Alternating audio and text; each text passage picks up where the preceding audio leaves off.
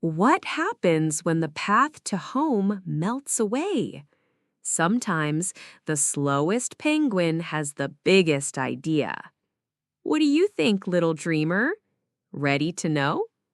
So, in the frosty land of Shiver Bay, where snowflakes twirled like dancing feathers and the ocean whispered secrets under the ice, lived a little penguin named Pip. Pip wasn't the fastest swimmer or the slickest slider. In fact, among all the young penguins in his colony, Pip was known for being the slowest. But Pip had something special. He noticed things. Tiny cracks in the ice, the way the wind changed, the sounds of distant waves.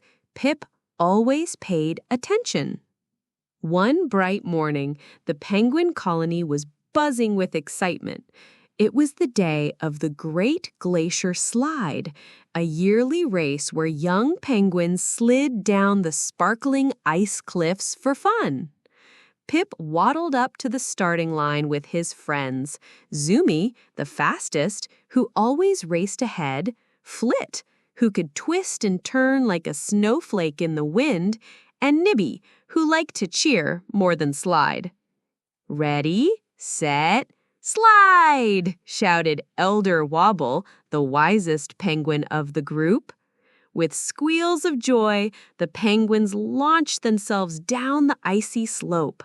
Zumi zipped like a rocket, Flit spun and twirled, and Pip carefully leaned forward and glided slowly behind them. The icy wind rushed past as they slid down hills and curves, laughing and playing. But halfway through the course, the snow began to feel strange. Pip slowed down. Something wasn't right. He saw small streams of water where there should have been solid snow. The ice was melting. Ahead, Zumi and Flit had already disappeared around a bend. "Wait!"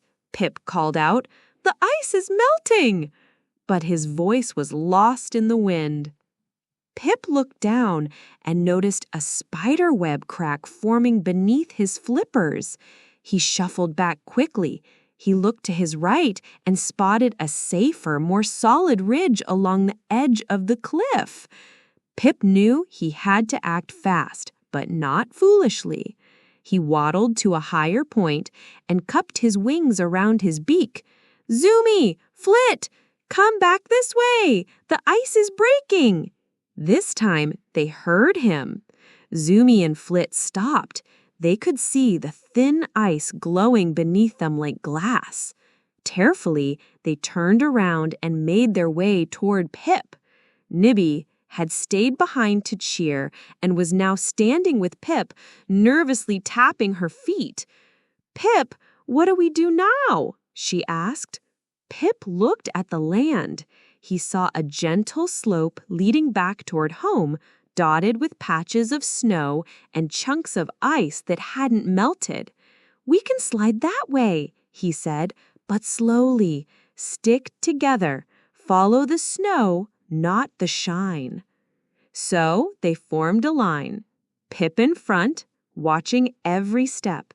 Behind him, Nibby, Flit, and finally Zumi, who for once was glad to be going slow.